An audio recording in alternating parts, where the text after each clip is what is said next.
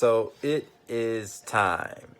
So today I'm going to be talking about LeBron James's historic rookie card sale that happened a few days ago. So I'm going to go through this article. So 2003 Upper Deck Exquisite Collection RPA. RPA means Rookie Patch Auto. So it basically has a patch of LeBron James's jersey and his autograph. And it's a parallel, so there's different versions. You have the base, which is normally the most common. And then you have other parallels, which typically can be serial number. Serial number means that there's only so many of this card. So a serial number out of 5, it's like only 5 of this version. Serial number out of 1,000, there's a different version, and there's 1,000 of them. And the parallels could be different colors, or it could be like a different design. Those are the most common. And certain parallels, one may be silver, the other one may be gold, the other one may be red. Those are certain things. So the card was numbered out of 23, and it probably sold for $5.2 million. I can't make this up. Someone paid $5.2 million for a piece of cardboard. And it was also graded. So it was graded a BGS 9. And the signature was graded too. One, you want to check the authenticity. That's why you grade it. But also the signature was a 10. So it actually is the most expensive basketball card that's ever been sold. And the most expensive basketball card was thought to be sold earlier this year in March. And it was a Luka Doncic RPA. And that sold for $4.6 million. This card also ties all-time record high for the Mickey Mantle, 1952 Topps Mickey Mantle card. And that sold in January. So all-time highs are going across the board. So it's actually very interesting because last year in January, February timeframe, there was a dual Michael Jordan LeBron James card with parts of their jerseys in the card, and it was graded 8.5, I believe, sold for $900,000. And that's the thing that really spiked the sports card market, specifically basketball.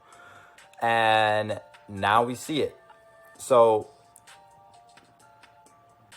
the card, the Exquisite Collection, one sold for $1.85 million, which is insane. And that card is also graded higher. So higher the grade, the more it's going to sell for. And because the more rare the card is and the better condition it is.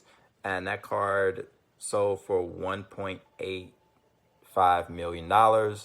And the Superfractor from Mike Trout Bowman sold for $3.94 million in August. So all these cards are doing major all-time highs.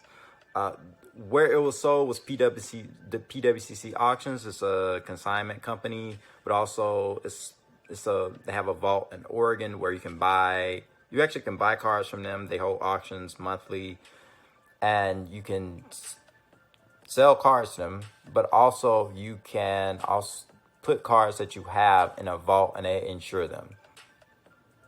So this is big news because this shows that the sports card market is still extremely hot and people are trying to go after the rarest cards, and a lot of very, very wealthy people are still in this hobby, and most likely there are more wealthy people getting into this hobby.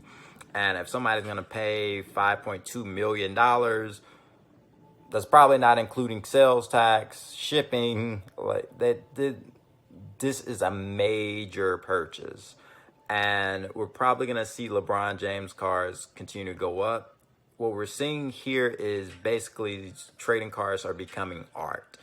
And LeBron James is one of the best athletes ever. Obviously one of the top at least 5, probably top 3 NBA players to ever play the game. And, you know, it may not be uncommon to see this same card may sell for 20 million 20 years from now, 25 years from now, maybe earlier than that.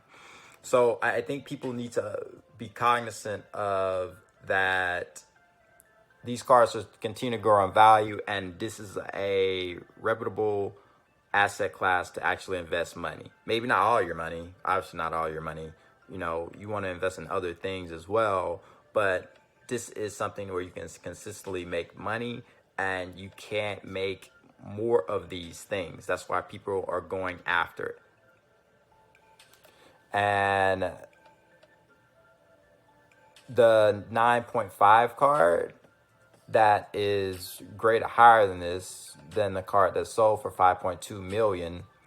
That 9.5 card could sell for $10 million. But if that person is smart, they should just sell the card later on, maybe years down the road, because they're probably going to be regretting it, because that card may one day sell for 50 million and they sold for 10 million, and they're like, man, I should have just kept it. Or who knows, it could sell for 90 million. And you're just like, oh, I should have just kept my card.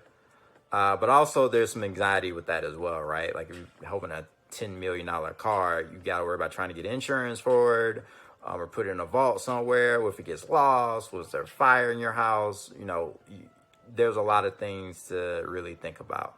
But this is great news for the trading card hobby.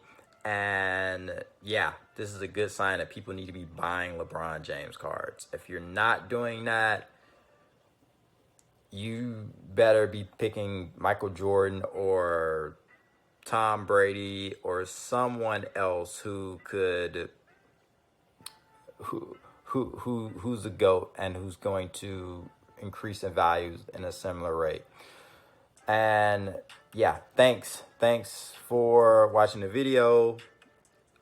Definitely subscribe, like the video, and comment below.